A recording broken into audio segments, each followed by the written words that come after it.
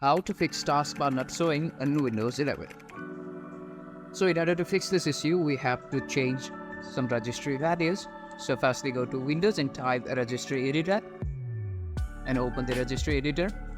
From here expand HKey local machine, expand software, go to Microsoft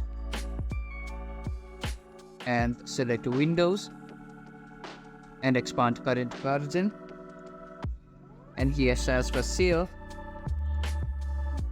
go to update and type on packages, and here enter a new dword32 value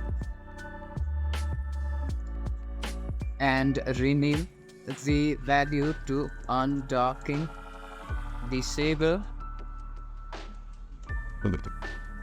and change the value to 1 and click OK.